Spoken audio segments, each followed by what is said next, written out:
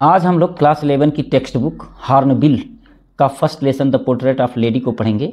तो सबसे पहले यह जान लो कि द पोर्ट्रेट ऑफ लेडी को खुशवंत सिंह ने लिखा है। Actually the portrait of lady Khushwant Singh की आत्मकथा यानी कि ऑटोबायोग्राफी है, जिसका नाम truth, love and little malice है। इसी आत्मकथा से द पोर्ट्रेट ऑफ लेडी लिया गया है। याद रखना, खुशवंत सिंह की आत्मकथा का नाम truth, love and a little malice है। खुशवंत सिंह 2 फरवरी 1915 में पंजाब के हड़ाली में पैदा हुए थे, मतलब भारत के आज़ाद होने से पहले ही पैदा हुए थे। जब खुशवंत सिंह के माता पिता पेरेंट्स शहर चले गए तो इनको अपनी दादी यानी कि ग्रैंड मदर के साथ रहना पड़ा। वह एक फेमस राइटर यानी कि लेखक, जर्नलिस्ट यानी कि पत्रकार, पॉलिटिशियन यानी कि राजनेता और एक लॉयर यानी कि वकील, एडवोकेट भी थे। उन्होंने 1956 यानी कि 1956 में लेखक यानी राइटर के रूप में लिखना शुरू किया। ट्रेन टू पाकिस्तान उनका फेमस नॉवेल है। He left this world for heaven on 20 March 2014 यानी कि 20 मार्च 2014 को इस दुनिया को छोड़ दिए यानी कि मर गए। अब आते हैं कहानी पर। द पोर्ट्रेट ऑफ लेडी जो खुशवंत सिंह ने लिखा है, कहानी में वह अपनी दादी के साथ रहते हैं और बताते हैं कि मेरी दादी भी प्रत्येक यानी कि हर एक की दादी की तरह ही एक बूढ़ी औरत थी, क्योंकि दादी किसी की भी हो लेकिन बूढ़ी ही होती हैं। फिलहाल 20 वर्षों से यानी कि जब से मैं अपनी दादी को जानता हूँ तब से तो मैं उन्हें बूढ़ी और रिंकल्ड यानी कि झुर्रीदार त्वचा वाली, झूलती त्वचा वाली ही एक औरत देखा हूँ। लोग कहते हैं कि मेरी दादी कभी जवान और खूबसूरत यानी कि यंग और प्रेटी थी और उनके पति मीन्स हस्बैंड भी थे, लेकिन यह बात थोड़ी हजम नहीं हो रही थी कि उनके पति थे। My grandfather's portrait hung above the mantelpiece in the drawing room. मेरे दादाजी का जो पोर्ट्रेट था यानी कि फ़ोटो था, वो हाथ से बना हुआ इमेज था जो मेंटल पीस के ऊपर लटका हुआ था। दरअसल ये मेंटल पीस क्या होता है? जहाँ खाना बनता है या जहाँ पर आग जलाई जाती है, धुआं निकलने के लिए जो चिमनी होती है और उसके ऊपर कुछ रखने के लिए जगह होती है, उसे मेंटल पीस कहा जाता है। तो मेरे दादाजी का जो तस्वीर था ड्राइंग रूम में यानी कि बैठक कक्ष में, उस मेंटल पीस के ऊपर लटका था। वह एक बड़ी टर्बन यानी कि पगड़ी पहने हुए, लूज फिटिंग क्लोथ्स पहने हुए थे। लूज फिटिंग क्लोथ्स का मतलब जो उनका ट्राउजर था यानी कि जो पजामा था वो कसा हुआ था और जो कुर्ता था वो ढीला था। His long white beard covered with best part of his chest and looked at least 100 years old. जो मेरे दादाजी थे उस तस्वीर में उनकी सफ़ेद जो लंबी दाढ़ी थी उनके छाती के ज़्यादातर हिस्से को ढक रही थी, यानी कि उनकी दाढ़ी बहुत घनी थी और वह कम से कम 100 वर्ष के दिखते थे। वह वैसे तो बिल्कुल नहीं दिखते थे जिनकी कोई पत्नी या बच्चे हो। दरअसल वह ऐसे दिखते थे मानो कि उनके बहुत सारे नाती पोते हों यानी कि ग्रैंड चिल्ड्रेन हों। जहाँ तक मेरी दादी की बात थी तो वह पूरी तरह से जवान और सुंदर थी। यह बात जो थॉट्स है लगभग रिवोल्टिंग यानी कि घिनौना या अरुचिकर था। वह हमें अक्सर उस खेल के बारे में बताती थी जो वह बचपन में खेलती थी, और जो वह बताती थी वह पूरी तरह से बेतुका और अशोभनीय लगता था। हम इस बात को जो अपने बचपन के बारे में बताती थी पूरी तरह से धर्म गुरुओं द्वारा कही गई दंत कथाओं के जैसे लगता था। मतलब हमें विश्वास नहीं होता था कि मेरी दादी कभी ऐसी भी थी यानी कि बच्ची थी, सुंदर थी। फिलहाल सुंदर तो अब भी होती। She had always been short and fat and slightly bent. जो मेरी दादी थी वह हमेशा से ही छोटी, मोटी और हल्की झुकी हुई थी। उनका चेहरा आड़ी तिरछी झुर्रियों से भरा हुआ था जो एक दूसरे को काटती हुई कहीं से कहीं जा रही थी, और हमें पूरा विश्वास था कि मेरी दादी पिछले 20 वर्षों से हमेशा ऐसे ही रही थी और पिछले 20 वर्षों से उसी उम्र पर रुकी हुई थी। वह कभी भी मोहक नहीं हो सकी थी, लेकिन वह हमेशा सुंदर थी। My grand mother and I were good friends. मैं और मेरी दादी अच्छे मित्र थे।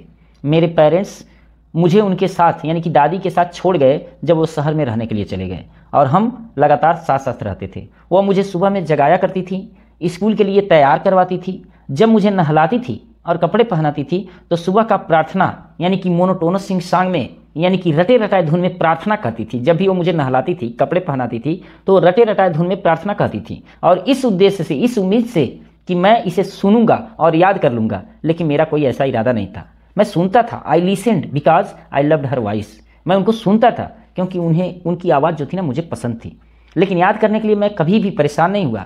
फिर वह जा करके मेरी लकड़ी वाला यानी कि जो वुडन स्लेट होता था जिस पर हम लोग बचपन में लिखा करते थे, उसे लेकर आती थी। यहाँ देखो एक मीनिंग है फेच।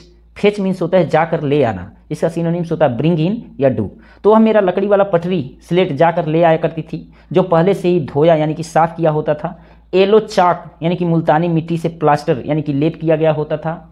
इसके साथ एक छोटा सा अर्थर्न इंक पॉट यानी कि मिट्टी का दावात और लाल पेन यानी कि स्लेट, मिट्टी का दावात और लाल पेन सभी एक साथ बांधे हुए मुझे मेरी दादी के द्वारा थमा दिया जाता था। यानी कि जब मैं छोटा था पढ़ने जाता था तो मेरी दादी पूरी तरह से मुझे तैयार करती थी।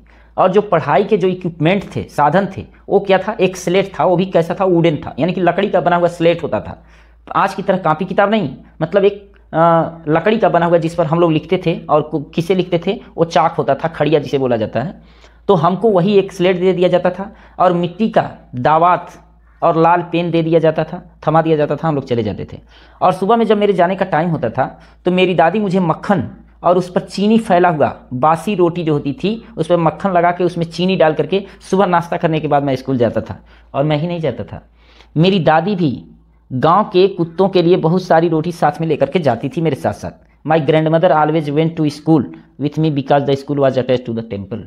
दरअसल कारण ये था कि मेरी दादी क्यों मेरे साथ जाती थी, क्योंकि जो मंदिर था वो स्कूल से सटा हुआ था और वहाँ का जो पुजारी था हमें वर्णमाला और सुबह का प्रार्थना सिखाता था। उस दौरान वर्णमाला और सुबह का प्रार्थना जो सिखाता था तो उस समय बच्चे बरामदे में दूसरी पंक्ति यानी कि कतार में बैठे एक स्वर में प्रार्थना और वर्णमाला को गाते थे।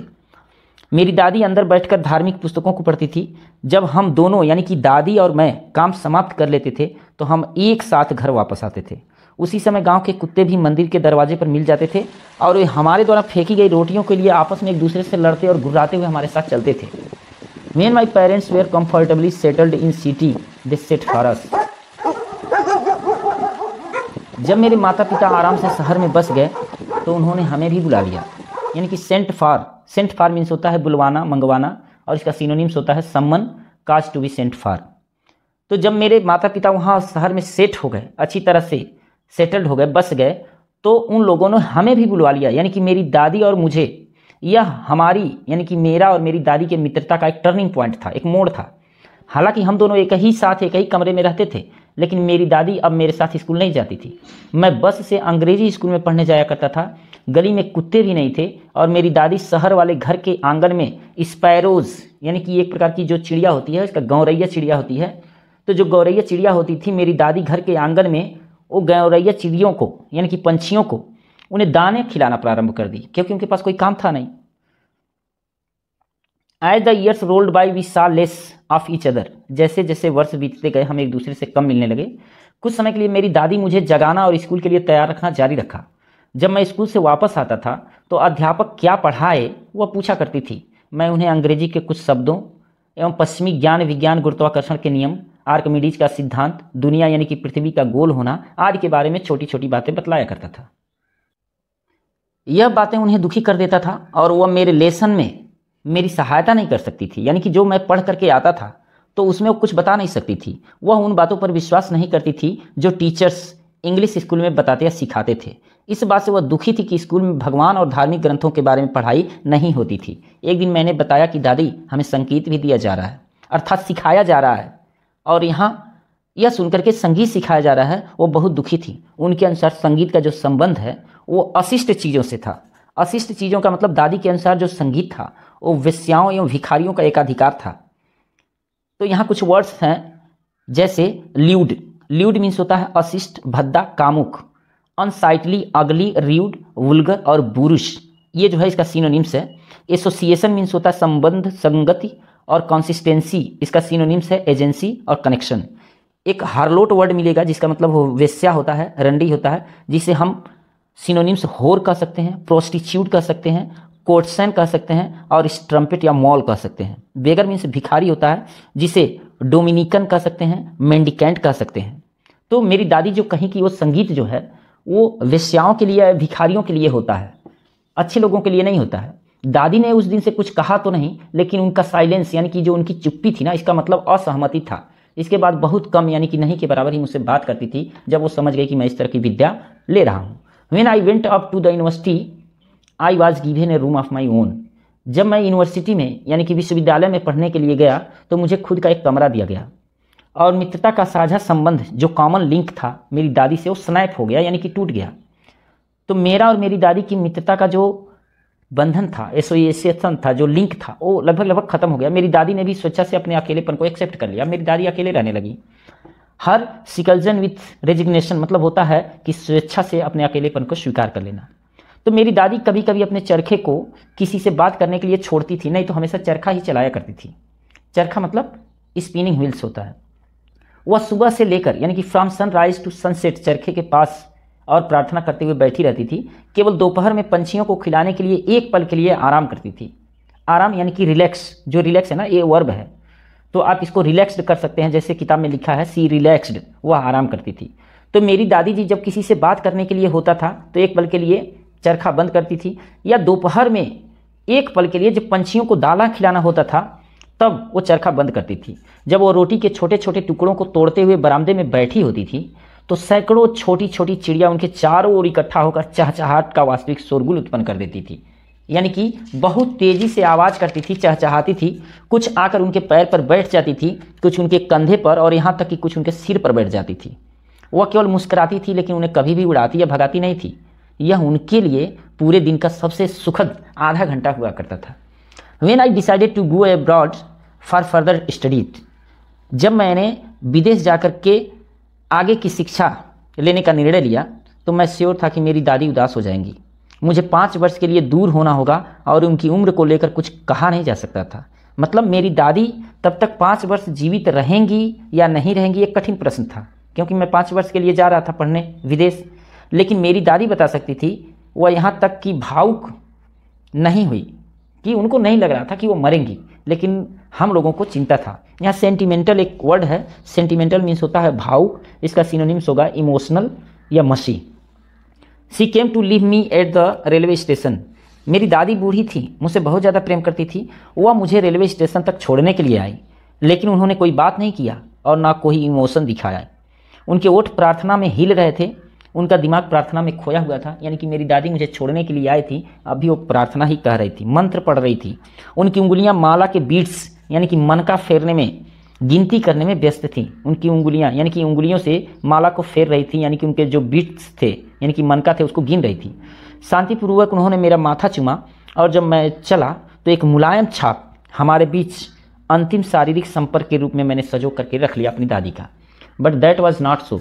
लेकिन ऐसा नहीं था कि मैं हमेशा हमेशा के लिए चला गया था। आफ्टर 5 years आई केम बैक होम, और 5 वर्ष के बाद मैं घर वापस आया। 5 वर्ष के बाद जब मैं घर वापस आया तो मेरी दादी स्टेशन पर ही मिलने चली आई और मैं उनसे मिला। वह एक दिन भी अधिक बूढ़ी नहीं लग रही थी। उनके पास अभी भी बातों के लिए समय नहीं था। जब उन्होंने मुझे बाहों में भर लिया तो मैं उनके बड़बड़ाते हुए प्रार्थनाओं को सुन सका था। मुझे लग रहा था कि मेरे आने के दिन, डे ऑफ माई अराइवल, यानी कि जिस दिन मैं आया उस दिन वो बहुत खुश थी। उस दिन स्पैरोज़ को अधिक देर तक खाना खिलाया, उन्हें चिड़ियों को प्यार से दुलार फटकार भी लगाया, यानी कि जो चिड़िया थी उनको दुलारा डांटा भी। In the evening A change came over हर, लेकिन शाम को अचानक उनमें परिवर्तन हो गया। उन्होंने प्रार्थना तक नहीं किया, वह पड़ोस की औरतों को इकट्ठा की, एक पुराना ढोलक ले आई, गीत गाना शुरू कर दिया। वह कई घंटों तक टूटी फूटी ढोलक को पीटती रही और योद्धाओं के घर आने के गीत गाती रही। हमें उन्हें अधिक मेहनत करने से रोकने के लिए मनाना पड़ा, और जब मैं उन्हें जानता था, आज पहली बार ऐसा अवसर था कि उन्होंने प्रार्थना नहीं किया। Next morning she was taken ill. अगली सुबह यानी कि मेरी दादी जो थी अगले सुबह बीमार हो गई। हल्का बुखार था, डॉक्टर ने हमें बताया कि यह चला जाएगा, यानी कि बुखार ठीक हो जाएगा। लेकिन मेरी दादी अलग ही सोचती थी। उन्होंने हमें बताया कि उनका अंत अब निकट था। उन्होंने कहा कि चूंकि वह अपने लाइफ के अंतिम समय के कुछ घंटे पूर्व ही प्रार्थना करना भुला दिया और वो हमसे बात करके अपना बचा हुआ समय व्यर्थ नहीं करना चाहती थी। मतलब मेरी दादी को लग रहा था कि अब वो नहीं बचेंगी, इसलिए ऐसा उन्होंने कहा। तो वी प्रोटेस्टेड, हम लोगों ने विरोध किया, but she ignored our protest, लेकिन उन्होंने जो हमारा विरोध था उसको अनदेखा कर दिया। हम लोगों ने कहा दादी अभी आप जीवित रहोगी, मरने वाली नहीं हो, लेकिन उसने एक सुना भी नहीं, मेरी दादी ने नहीं सुना। मुझे लग रहा कि उनका अंतिम समय है, लेकिन उन्होंने हमारे विरोधों को अनदेखा कर दिया और शांतिपूर्वक बिस्तर में प्रार्थना करते हुए माला फेरते हुए लेटी रही।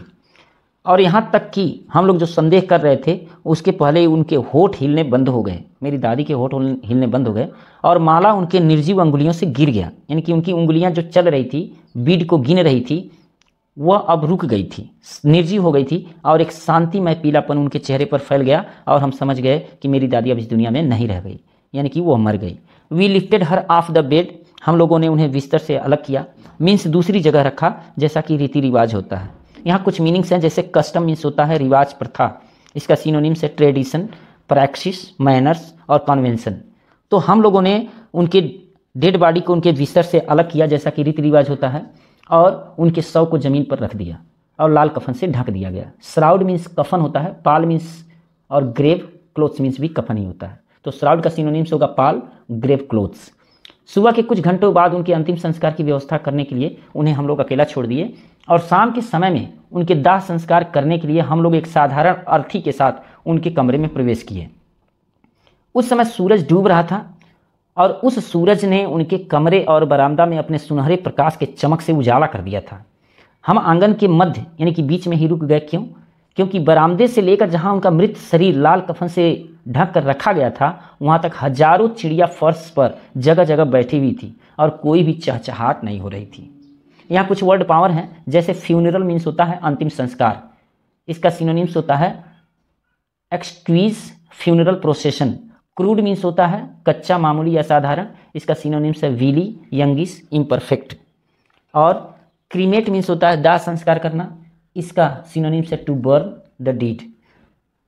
चर्प मीन्स होता है चहचहाना, यह वर्ब है और इसके सिनोनिम्स है ट्वीट, प्रैटल, ट्वीटर, पीप।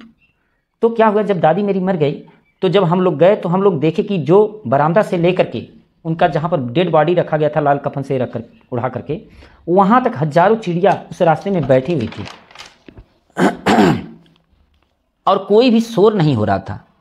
हमें चिड़ियों के लिए खेत था, क्योंकि अब अगर हम लोग जाते तो चिड़ियों को वहाँ से हटना पड़ता। तो जब हम लोग गए तो वे सब हटी। मेरी माँ उनके लिए मतलब पंछियों के लिए कुछ रोटियाँ लेकर आई और जब रोटियाँ लेकर के आई तो यहाँ एक बात और ध्यान देना है, जो ब्रेड होता है वो मटेरियल नाउन है और इसका प्लूरल नहीं बनता है। हिंदी में भले आप रोटियाँ बोल दो, रोटी बोल दो, लेकिन अंग्रेजी में ब्रेड को ब्रेड्स नहीं लिख सकते और ना बोल सकते। भले वो प्लूरल की तरह यूज कर सकते हो लेकिन ब्रेड को ब्रेड्स नहीं लिख सकते, मटेरियल नाउन है। तो जो दादी रोटियाँ खिलाया करती थी, मेरी माँ भी उनके लिए पंछियों के लिए रोटियाँ लेकर आई और जो रोटी लेकर के आई तो मेरी दादी की तरह रोटियों के टुकड़ों को उनकी ओर फेंका, लेकिन उन लोगों ने, पंछियों ने उन टुकड़ों पर कोई ध्यान ही नहीं दिया। जब हम लोग दादी के मृत शरीर को ले जाने लगे तो वे यानी कि जो पंछियाँ थी वो बड़ी शांति से उड़ गई और अगली सुबह सफाई कर्मी यानी कि जो स्वीपर था उन रोटी के टुकड़ों को झाड़ू लगाकर कूड़ेदान में डाल दिया, यानी कि पंछियों ने कोई भी रोटी का टुकड़ा नहीं खाया था। तो इस प्रकार से जो सेंटिमेंटल स्टोरी है, जो portrait of lady Khushwant Singh की आत्मकथा से truth, love and little malice से लिया गया है, ये कहानी समाप्त होती है। यह लेसन आपको कैसा लगा ज़रूर बताएं और हाँ, अगर आप स्टूडेंट हैं तो चैनल को सब्सक्राइब करें, वीडियो को लाइक और मित्रों को शेयर करें। मिलते हैं नेक्स्ट सेशन में।